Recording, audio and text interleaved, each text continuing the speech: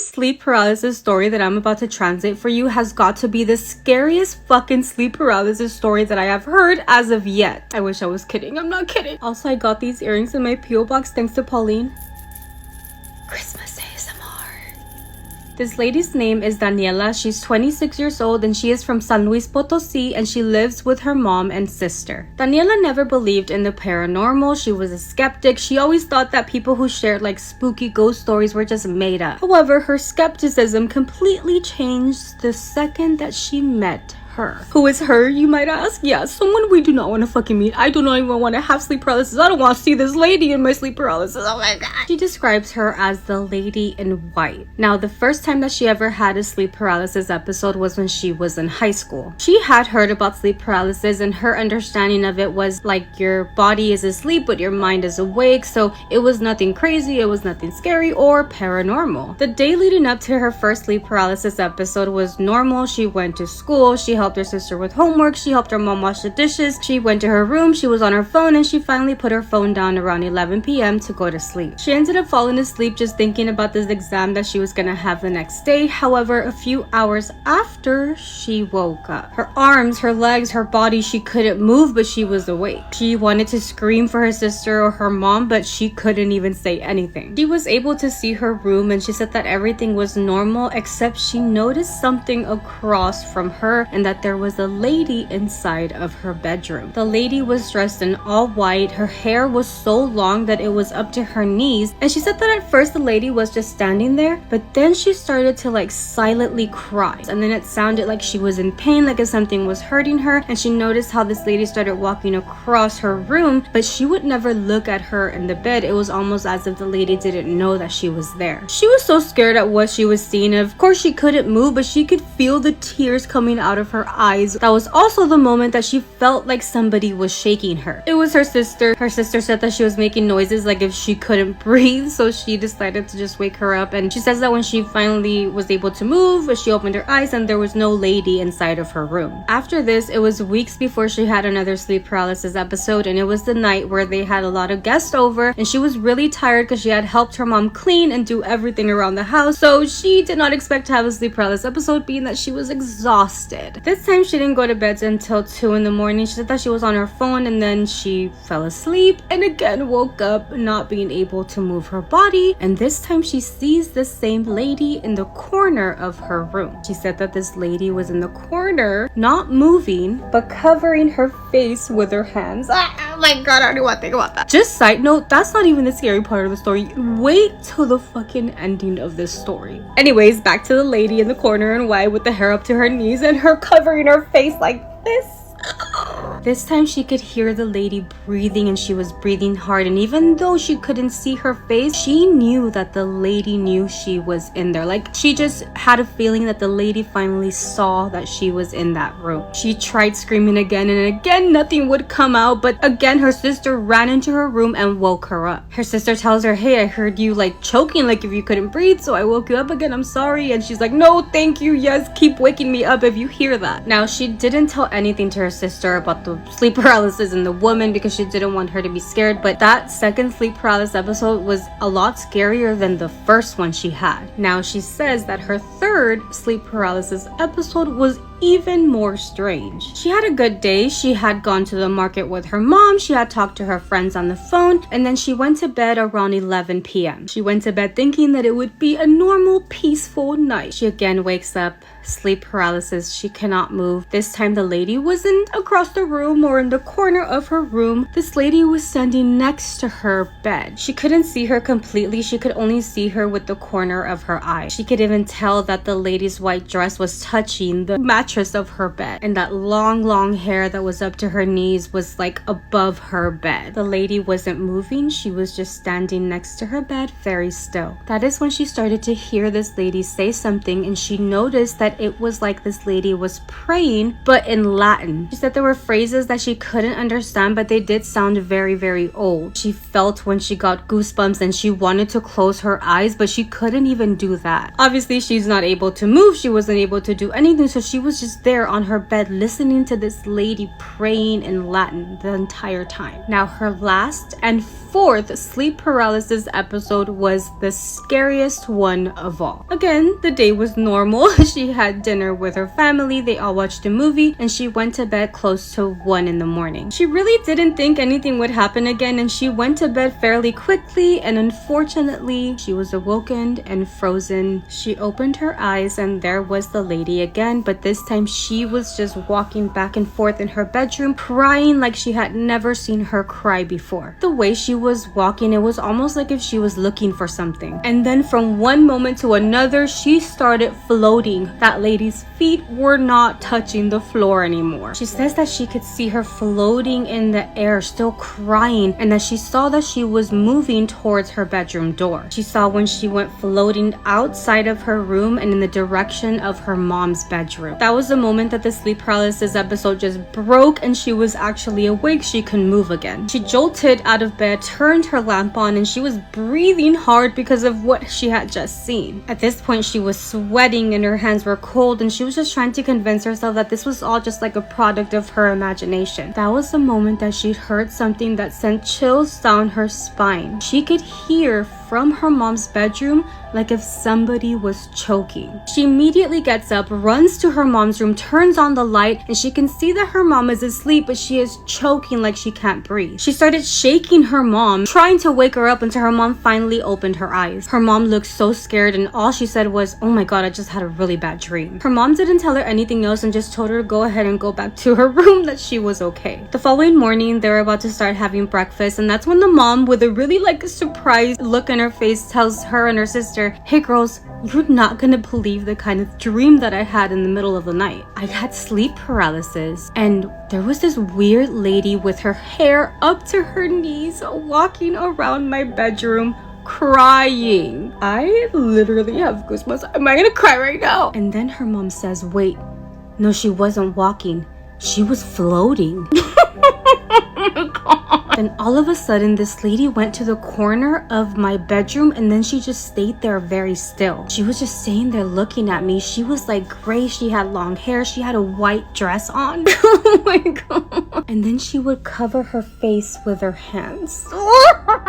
She says that she was in shock. She dropped the cup that she had in her hand and tells her mom, "I saw her too." They both just stayed there looking at each other silently without even understanding what the fuck had just happened or why the fuck they both saw the same lady in white. Ever since that time, ever since that experience, she does not believe that sleep paralysis is just something in your mind. Because how is it that they both saw the same person? They both felt the same way. She believes that in those moments of sleep paralysis, you may be able to see like a different realm that you would not normally see when you're fully awake. That was also the last time that they both saw this lady in white. I better not see that lady in white. Sometimes I have sleep paralysis and they're crazy. They're crazy. But I've never shared a sleep paralysis demon with somebody else. But what do you guys think? The story that I heard in Spanish makes me never want to drive at nighttime again. I do have astigmatism, so I really don't be seeing shit at nighttime anyways, but either way, the story scared me, okay? This guy says that 2 years ago, him, his dad, and his brother were working in Querétaro. He said that the working conditions there in Querétaro were really bad, so they all decided to quit, and that same day, they were gonna drive back home to El Estado de Mexico. They did work that entire day and decided to still make that drive after work, so they were really tired, but they were hopeful to get home really quick. When they did leave work, the dad was the one who was driving and had driven long enough to where they got to the municipio del Estado de Mexico. By that point though, he was really sleepy, so he stopped so that one of his sons would take over and he can go to sleep in the back seat. So the guy telling us the story of what happened to him is the one who decided to drive, and his other brother became his co-pilot. He explains that the car that they were driving did not have like any modern radio system or anything like that. It just picked up any, is it FM and AM stations that were on? Is it AM? I don't know, it's AM, but I know FM for sure. Anyway, his brother started looking for radio stations so that they can distract themselves. They didn't want to make that drive in silence, just listening to their dad asleep in the back seat. They were only able to find one radio station, and it just so happened to be a station that was talking about paranormal stories. In the beginning, him and his brother were making fun of the person who was saying these scary stories because up until that point, they were both skeptics. weeks. He explains that after a while of listening to this guy telling these stories on the radio station, they both started to, instead of make fun, pay attention more to the stories, and they didn't want to admit it, but he thinks that these were really affecting them, like they were taking the stories in and they were getting a little more serious than they thought they would be. That's also when the host of this radio station started talking about the legend of the naked man. So the legend goes that, of course, there is a naked man who would appear on the side of the road of people who were traveling. The legend goes that this naked guy would chase after people's cars, and it didn't matter how fast they were going, this guy was keeping up. Apparently, he reaches these people in the cars and gets inside the car with them. This naked guy has caused a lot of accidents, and some of them even fatal. So he says that after listening to this legend of the naked man, he turns to his brother and he's like, this is so fucking ridiculous. He tells his brother how stupid the story was, and obviously it was all fake, and admits that maybe he shouldn't have done that. By this point, it was around 1:30 in the morning, and he says that the street just got deserted. He did not see any other cars coming and going. It was like they were on the road by themselves. It was in that moment where the radio station just started failing. All you would hear was static. After that, it was a voice that was very distorted and they couldn't make sense of what they were saying. His brother did try to change the radio station to see if there was anything else, but there was nothing else playing, or at least that their antenna would pick up. That's when he started to notice that as he's looking forward on the side of the road, he's starting to see a figure. It looks like a man, a naked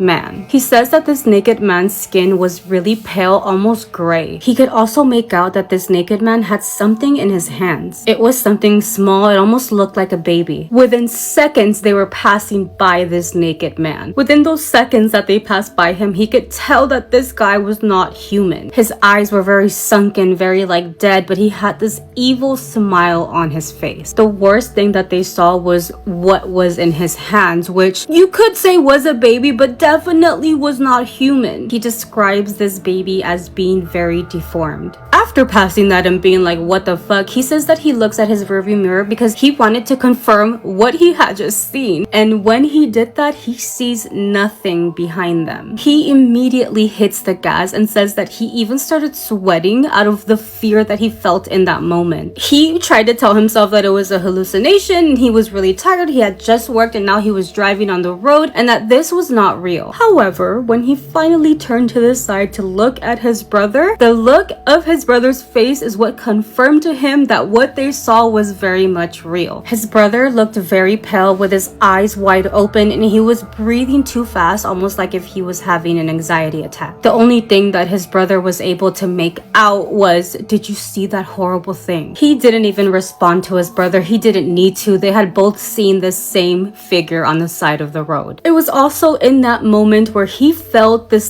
impulse, this weird vibe that wanted him to look at the rearview mirror again. It was like something was telling him to look back. When he does, he swears that for the little seconds that he looked through that rearview mirror, he could see this naked man running behind their car, still carrying this deformed baby, running behind him at an incredible speed because at this point he was hauling ass. He hit the gas again and they were going even faster, and he says that when he hit the gas, it's almost like his brother knew there was something behind us because he immediately closes his eyes and just starts praying out loud. By the way, the dad that was in the back seat, he remained asleep this entire time without even realizing that anything was happening. He even mentions how this entire encounter happened within 5 minutes, but for him it felt like an eternity. Finally, after that, the road finally started to have other cars in it and there was life again. They were not alone on the road anymore. A few cars started passing them, going in the direction of a naked guy, and he said that the radio station actually started working again, almost like if nothing had just happened. He said that they did end up making it home and that they did not talk about this topic until the following day. And of course, nobody in their family believed them. Their dad even got mad at them, telling them that if something had happened, he would have known. How the fuck y'all getting mad at them when they're the ones who went through the most horrible 5 minutes of their life? He explains how, although some people may think of this as an urban legend, it was very much real for him and his brother, and he has never gone back to that street and will never go back to that street again. He explains how it it doesn't matter how many people deny this legend, that naked man is definitely on that road in Mexico. And if you just so happen to see him and live to tell the story, you will never forget him. Let's read a scary story that was sent to us. My dad built our childhood home in 2005 on a massive 45-acre property that had been passed down through my mom's side of the family for generations. The land itself always felt odd, quiet in a way that felt watchful, especially at night. I was only 4 years old when construction began, so I don't remember much of the building process. But my dad used to say the house was special. He never explained what he meant. Whenever I asked, he'd brush it off with a tight smile and say, "I'll tell you one day." There was always something in his tone that made me stop asking. One evening when I was about 10 or 11, we were sitting together in the living room. The house was quiet except for the TV humming softly in the background. During a commercial break, I asked him again what he meant when he said the house was special. This time, he didn't answer right away. Instead, he stared at the screen, then reached for the remote and paused the TV. The room went eerily silent. He took a slow breath and sat there for a moment like he was deciding whether or not he should tell me at all. Then he started. Near the very end of construction, my dad was in the house alone, finishing work on the windows in the master bedroom. My mom was outside in the yard, nowhere near the house. It was around 8:30 p.m. in June, the kind of dusk where the shadows stretch too long, and the light fades unevenly, leaving certain corners of a room darker than they should be. The house was mostly finished but still empty. No furniture, no sounds, just him, his tools, and the quiet. His back was turned towards the staircase when he suddenly heard a sharp metallic sound, like a single nail hitting the hardwood floor behind him. As he began to turn around, a box full of nails came crashing down from the top of the stairs, spilling violently across the floor as if someone had thrown it. He froze. After a long moment, he slowly approached the staircase. There was no one there. No movement, no explanation. My mom was still outside, and there was nothing upstairs that could have knocked the box over. He told me he never questioned it, never spoke about it, never acknowledged it out loud. He just let it exist. And the way he looked at me when he finished telling me that story made it clear. Whatever happened that night, he didn't want to understand it any further. This happened a few years later when I was about 12 years old. My sister and I had the 2 bedrooms upstairs. She was only 6 and hated sleeping alone, so she often climbed into bed with me. That night was no different. I turned on Nickelodeon, letting the familiar sounds and soft glow fill the room as I tried to relax enough to sleep. She fell asleep almost instantly. My 2 dogs were curled up at the foot of my bed, their presence usually comforting, but that night the air felt heavy and wrong, like something unseen had settled into the house. I couldn't get comfortable. I tossed and turned, my body restless, my chest tight with a sense of unease I couldn't explain. Eventually, I settled on my side, facing away from the bedroom door. The door was open, leading into a long, narrow hallway that was completely dark, not just unlit, dark. The kind of darkness that feels thick, like it's waiting. That's when the dogs began to growl. At first, it was low and hesitant. I nudged them with my feet and whispered for them to hush. They stopped. A moment later, they growled again, louder this time. Annoyed and half asleep, I sat up slightly and told them to be quiet without even looking toward the door. They stopped again. 5 minutes passed. The silence stretched. Then both dogs snapped upright at the same time. Their growls turned deep and aggressive, vibrating through the mattress. The hair along their backs stood straight up. I had never heard fear in an animal's voice like that before. It wasn't warning, it was terror. I sat up fully, ready to kick them out of my room. Instead, I looked toward the doorway. Standing there was an old woman. She was halfway inside my room, halfway in the dark hallway, like she was caught between entering and retreating. Her skin was unnaturally pale, almost glowing against the darkness. She wore old-fashioned clothing, something out of the 1940s, like a soldier's wife pulled straight from an old photograph. She was staring directly at me, and she was smiling. Not warm, not kind. A slow, deliberate smile that felt like she knew exactly what she was doing, and that she had been waiting for me to look. My dogs continued to growl, bodies rigid, eyes locked on her. My heart pounded so hard it felt like it might give me away. Questions flooded my mind. How long has she been standing there? Was she already watching me before the dogs noticed? I rubbed my eyes. I blinked. She didn't disappear, and that's when the thought hit me. A cold, horrifying realization that makes my stomach drop to this day.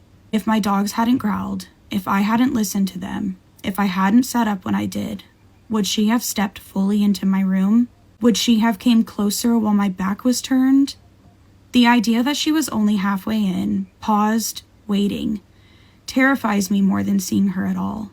Desperate, I turned away for just a second to shake my sister awake. When I looked back toward the doorway, the hallway was empty. She was gone. I didn't sleep that night. I laid there frozen, staring into the dark hallway, convinced that if I looked away for even a moment, she would return, closer this time. I watched the darkness until the sun finally rose and filled my room with light. My parents told me I must have dreamt it. I'm 24 years old now, and I remember every detail with terrifying clarity.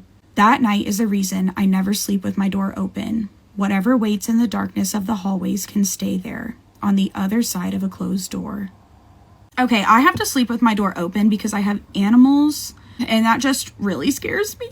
Considering I do sleep with my door open, I cannot sleep with my back towards the door because I feel like somebody's watching me in the doorway. So I have to sleep facing the door. That way I can just kind of like open my eye a little bit and look around, see if anybody's there. Nobody's there, close my eyes and go back to bed.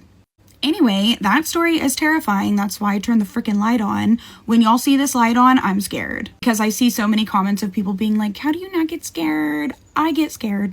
Let us know if you sleep with the door open or closed. If your child woke you up in the middle of the night saying that they see a face outside their window on the second floor, what would you do? This is After the Fire Stories, where I tell scary stories after the fire has gone out. So go ahead and grab your favorite snack, your emotional support drink, and settle in, because today's story is about a mom who thought her child was making stuff up until she saw what the child was describing. Hi, I'm sending this because my daughter is older now and barely remembers any of it, which is honestly the only reason I can talk about it without feeling sick.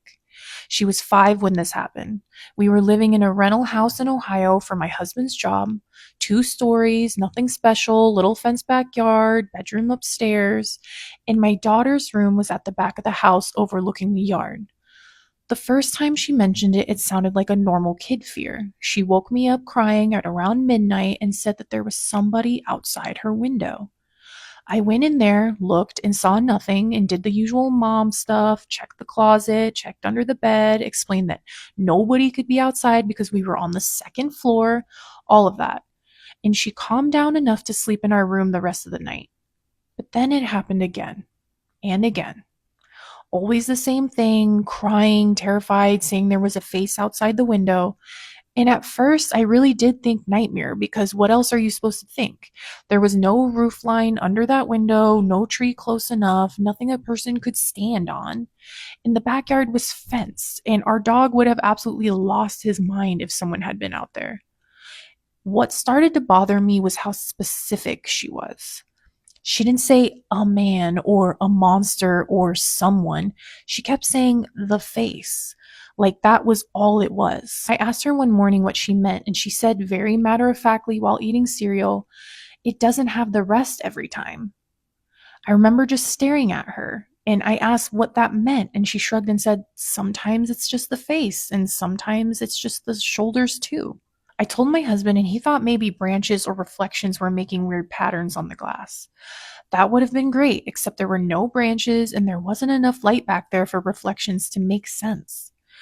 Then the dog started acting weird. He would not go into her room after dark, not dramatically. He'd just stop in the doorway and stare at the window, ears back and not barking, and that almost made it worse. One night, my husband was out of town, and my daughter asked if she could sleep in my room before I'd even started bedtime. When I asked why, she said, "Because if I pretend I'm already asleep, it taps." That was the first time I heard about the tapping. I sat in her room with her that night until she fell asleep because I was equal parts scared and determined to prove to myself there was nothing there. Around 11:30, I heard it. 3 little taps on the glass. Not loud, but also not enough that I would have heard it from another room. But right there, sitting by the bed, there was no mistaking it. I looked straight at the window and saw nothing except the yard and my own reflection. Then 3 more taps. This time my daughter sat bolt upright in her bed and said, "Don't let it know you heard." I don't know why that upset me so much, but it did. I grabbed her and took her to my room. We slept with every light on, and the next morning I inspected the outside of the house like a crazy person. I was looking for anything, footprints, a ladder, scratches on the siding, literally anything, but there was nothing. Then maybe a week later came the night I finally saw it. It was late, and I had fallen asleep on my daughter's floor because she'd been too scared to sleep alone, but I woke up because she was making this little panicked whimpering sound, not fully crying. I looked at her bed and then at the window, and at first I thought I was seeing my own reflection. But then it moved. There was a face outside the glass. Not pressed flat against it, not in a movie way, just close enough that I could make out pale skin and dark hollows where the eyes should have been. There was no expression, and that was the worst part because it wasn't smiling or anything. It was just looking in. We were on the second floor, and I know how impossible that sounds. I screamed, which made my daughter start screaming too. And by the time I got to the window, it was gone. My husband was out of town, so I called the police. And yes, I know how stupid that sounds. They came, checked the house, checked the side of the house, and found nothing. One of them actually looked embarrassed for me. We moved my daughter into the guest room at the front of the house after that, and she slept fine in there. Not one problem. Her old room stayed empty until we moved out, and a couple weeks before we left, I was packing boxes in that room in the daylight and found something stuck in the window track. It was one of my daughter's drawings folded up tight and shoved into the corner. On it, she had drawn the back of our house, her window, and a long, pale face floating outside it.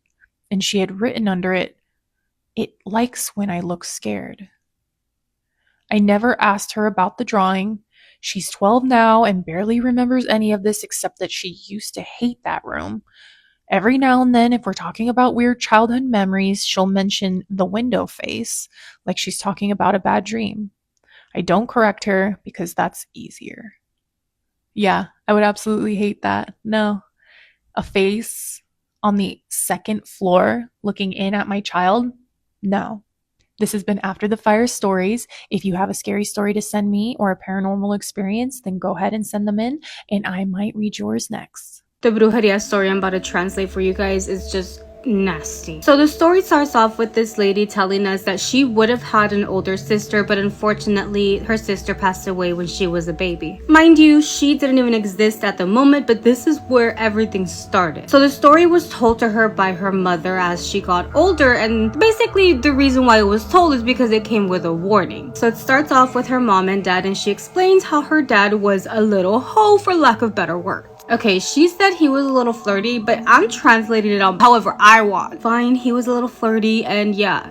You know what? No, fuck that. Because she's like, he's a little flirty and had a mistress. A little flirty? And had a mistress? No! Anyways, moving on. The mistress was really mean to her mom, and it was because she hated the fact that, her mom was married to the dad and she was just a side piece. She explained to her that that lady was so mean to her mom that there was one occasion where she was walking down the street and it was the mistress and the mistress family who started throwing rocks at her mom, all while she was pregnant with her older sister. The mom explains that she couldn't defend herself. She didn't want to defend herself. She just wanted to get away from the situation because again she was pregnant and she didn't want it to affect her pregnancy. So the mom ends up having a very healthy baby girl, and unfortunately when the baby was around 3 or 4 months she started to get sick. They end up taking the baby to a hospital because at that point the baby wouldn't eat anymore. She wouldn't drink any milk, and when they did some analysis they checked the baby and they couldn't find anything wrong with her. Because that baby had eventually stopped eating and was deteriorating, she did end up passing away. So baby passes away and 2 years pass when the mom gets pregnant with the lady who's telling us the story. She's born healthy and the mom still had her older sister's clothes. She never got rid of it, so she ended up using that clothes on her now 2 years later. She has a same crib. She has everything that she can still use on her. And unfortunately, she also started to get sick in the same way that her older sister got sick. At the time, the mom had this neighbor who had become a friend and is actually the godmother to the girl telling us the story, who, you know, she started telling her, oh my god, I think it's happening again. And the godmother, she's like, no, you need to go get her checked. This cannot be happening again. This is weird. It shouldn't happen 2 times. And that's when the mom tells her, no, I took her to the doctor already. They tell me she has nothing wrong with her. And that's when the godmother, the neighbor, was like, no, I'm not telling you to take her to the doctor. I'm telling you to take her to somebody else.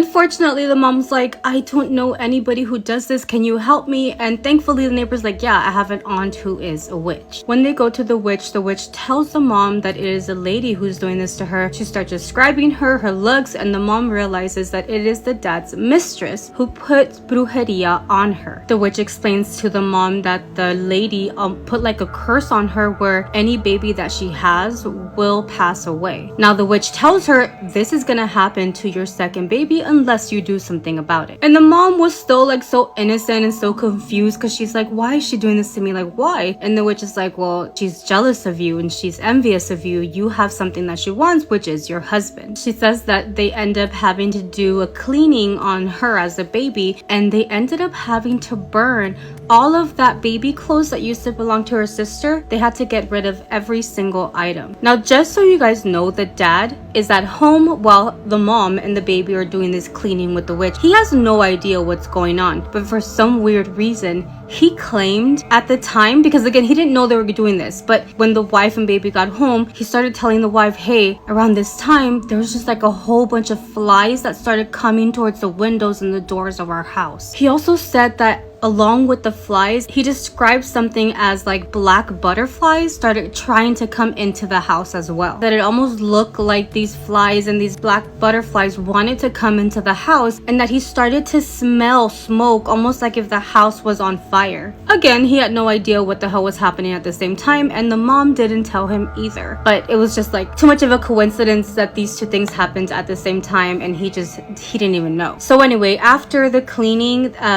the baby actually got better. Obviously, she's telling us a story. The witch did tell the mom, just they'll take care of yourself because this could just come back if people are just persistent enough and they really want to harm you. She goes on to say that she has 3 other siblings. They're each 6 years apart from each other, and when the next sibling was born, it was gonna start all over again. That baby was starting to not eat, starting to get sick, and immediately the mom goes to the witch to get a cleanse again. Now she says after like the second to last kid, this didn't happen again, but they're still very like, they're watching out just in case. However, she knows that it ended because now she was an adult by the time, you know, her other siblings were born. She also had her own child and nothing happened to her own kid. Now the reason why the mom did tell her the story is obviously because she wanted her to be on the lookout as well. She wanted her to know that people can do this to her, you know, if people are envious of you or jealous of you, and if you do have kids in the future and you see these signs, like take her to get, you know, help, because I unfortunately lost your older sister. I think it's so fucked up that like she lost her firstborn just for brujeria, just because someone was envious of her. Judge me if you want, okay? Judge me if you want. This already happened. So what I'm about to say, it could be kind of fucked up, but why the fuck couldn't she just do brujeria to get the guy to go with her? Like, why the fuck do you have to destroy a whole woman with her baby? Like, why? I mean, I'm not saying go and do it, but I'm just saying if you're gonna do it, why the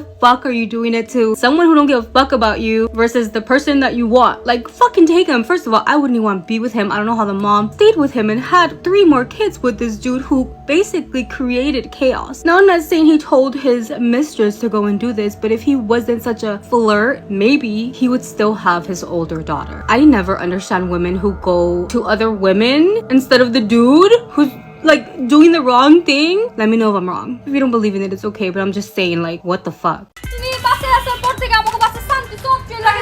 আয় হায় খাইছে কুচুটা কি তুমি একটা video call করে পাঠাও please please. কবে আমগো দেখা কোচিনটা কি এটা আবার লগে এমন চিপা মাইটা দিয়েছেন কেমন খানদান বউ তারপর তো ভয় কাঁচে মুচু খায়া গেছে গা তারপর আবার দুর্নাম করতে হইব এই তোর কি গটা তো দামি ফোন আইছে বাবজান রাইতে ঠিকঠাক মতো ঘুমাইছে তো নাকি বাসায় গিয়া আব্বাজান রে কইবেন কি করছো যেটা তুই বাজার রে বাজার যাও চুইছে আজকাই করছে সম্মান সব পঞ্চার করে দিছে মাগার দোষ আমারও আছে। আমি একটু বেশি বাড়াবাড়ি করে ফেলছি। চলো না আমরা বাড়িতে ফিরে যাই। তুমি কি পাগল হয়ে গেছো নি? এটাই আমার বাড়ি এখনতে। চৌধুরী সাহেবের সাথে আমি কি কথা কইছি? তুমি কোনো কথাই কই নাই কা? সাজান তোমারে কইলো এত দিচ্ছেন, হ্যাঁ দিচ্ছেন না? এলা বাইরন, আমার বাড়িতে বাইরন। একবারে হাসা করছেন আব্বাজান। আপনার পোলার এই বাড়ি কোনো ওই বিতলামি করলে আমি তোরা গাড়াই, কিন্তু ভাবলাম আপনাকে একমাত্র পোলা গাড়াইলে আবার দিলে চোট পাই। দিতাছো তুমি? শোনো, তোমাগো খানদানে যেমন কিছু নিয়ম আছে আমাগো খানদানেও আছে। এইসব ফাত্তার নিয়ম কেউ যেন জানবার না পারে, মনে থাকবো তো? তোর যে নতুন বাবি,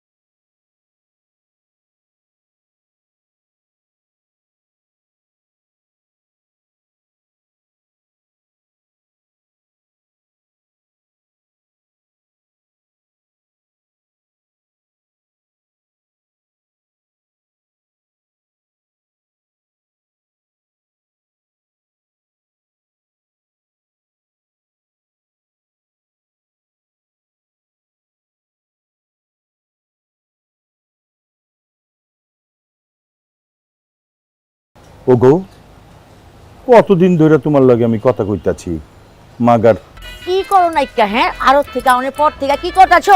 ফোনের ভিতরে হান্দায় রইছো। আব্বাই তো মা গো মা, আব্বাই তো দেখি হেভি পাঙ্খ। হুম, নিশ্চয়ই কোনো ভেজাল আছে। ওই দেখি কার লগে ফিল্ডিং মারতে। কি আবার সকাল সকাল ঘুম ভালো হইছে, তোমার আব্বার লগে দেখা কইরা এলাম, হাইটটা গেছিলাম, এই ঘটনা। তুমি রাগ করো না। রাখতে তুমি করবা, খারা খারা চা দাও। আমি তো ভাবছি ডাকাত পড়ছে নি। এই শাহজাহানগর বাড়িতে ডাকাত আইব এমন কোন মায়ালাল পয়দা হইছে নি? তোমার বিছানা আমি ভিজায়া দিছি গা। এটা তুমি কি করছো? কি করছি, ঘুমাইবা না? তোমার পূর্বপুরুষের মাথায় কি সমস্যা ছিল আব্বা? আবার নাটকের পর কয় কি শুনছো? ওই বেটা আব্বাজান, আপনার পোলার এখন জিগান তো রুটি গরম না ঠান্ডা? বাপরে বাপ, শুনছো নি? একেবারে ডর দেয় তো বলে কুচি কুচি করে কাটতো হয়েছে। আপনার ডর আপনার পকেটে থুয়া দেন। খানদানটা আমার কত উচ্চা দেখতে হইব না? দেখতেছি তো, উঁচা ভি আর লম্বা ভি, কুচি কুচি করে না কাইটা ফেলাইছি আব্বা। আমার তো মনে করে যখন ডর দেখাইতে দেখাইতে আমি দেখেন আপনি কি করি। ঘরে আইলাম না, এখন দেন না আসমানে ঠাড়াল্লাহান একেবারে কাঁপাইয়া দিমু। আচ্ছা, আপনার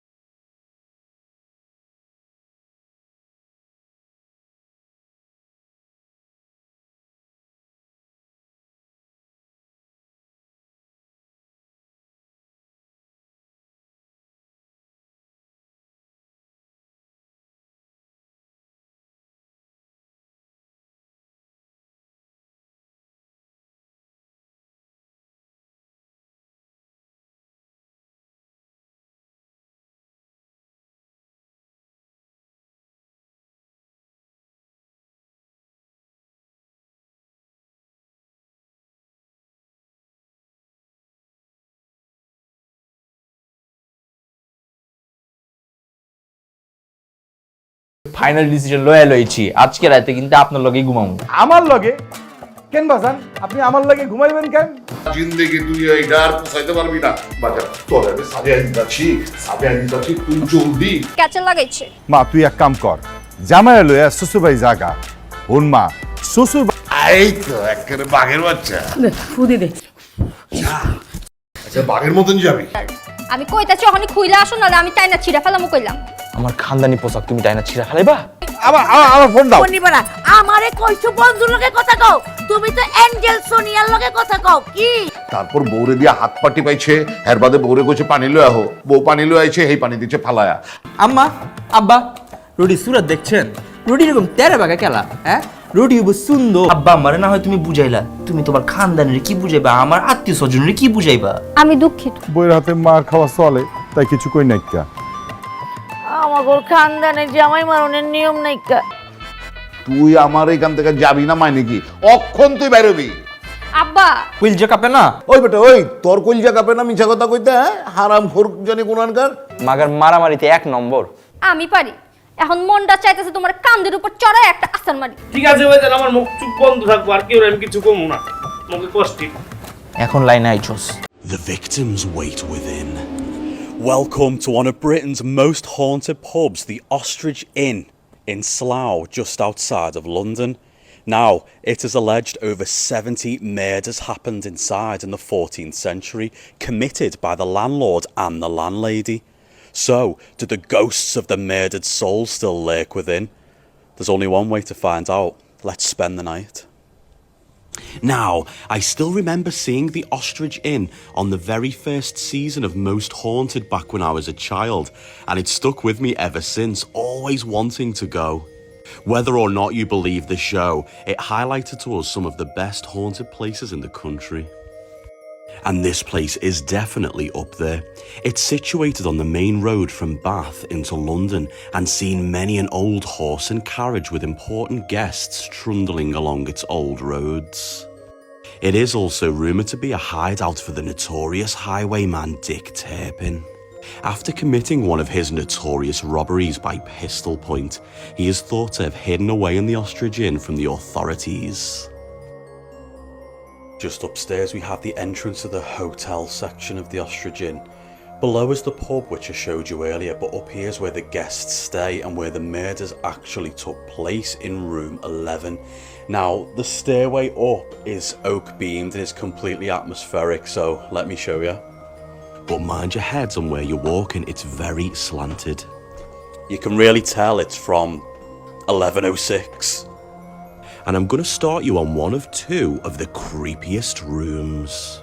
Tonight we've been given access to the 2 most haunted rooms here at the Ostrich Inn, so first of all I'll take you in room 9. Now it's within room 9 that the ghost of a woman is thought to haunt, perhaps the landlady whom was once involved in the notorious murders. People are awoken in the middle of the night to the sensation of the bed covers being pulled off them. And then there at the foot of the bed, she appears looming over the guest, a truly sinister look upon her face. So, welcome to room 11, where we'll be staying for the night. Now, this is the room in which the trapdoor was once set. The landlord and landlady would tell each other that a pig was waiting for the sty.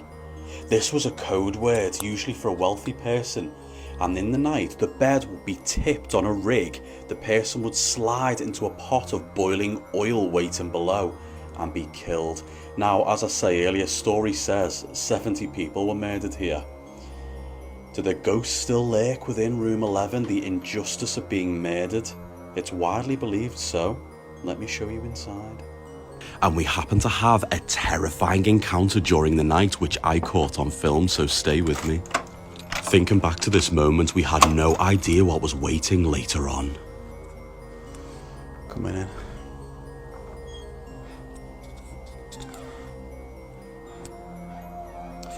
So the room's now been renovated. It's only since about 8 years ago it's been a hotel from. This is where the original trapdoor's believed to have been, where the bed now is. A fireplace once was here in place of the trapdoor, and it would have gone head end down into the kitchen below, with a big pot would have been waiting. It's terrifying. Now, by the bar in the pub below, a model has been created so you can see the system that the murderers had in place. But how did the two get caught? Well, they become greedy and try to murder wealthy merchant Thomas Cole. The notorious landlord named Jarman convinced Cole to write his will before cruelly taking his life. His horse was then found alone wandering the village, prompting a search for Cole being such an important member of the community. Those investigating put two and two together and determined he was last seen entering the Ostrich Inn, but never leaving. His dead body was later found in the nearby brook floating in the water. Many believe this prompts its name to this day, Cole in the Brook, Colnbrook. Now, this is only one of the terrifying stories of how innocent people met their end in this inn. So it's no wonder their ghosts are still stomping round, which is the most common paranormal activity, as well as ghostly banging. What the fuck is that? It's 1 in the morning. There's banging coming from the little bathroom at the side here. Hello? Craig, what is that? I don't want to go. Hello? Oh my god. That's a bathroom. Hello? Shit. Oh, fuck's sake, why are you making me go? Hello? There shouldn't be anyone in there. It's all bathroom. Hello? What the hell? What the fuck?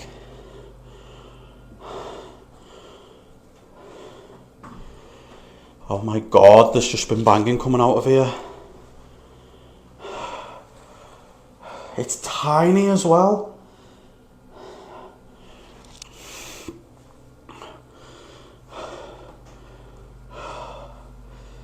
There's nobody in there. Honest to God, there's no one in there. There's nobody else other than us two in here. Now, as much as I love exploring haunted places and telling ghost stories, you're never quite prepared for when something like this happens to you in the middle of the night in the room you're sleeping in. I have left certain this place is haunted.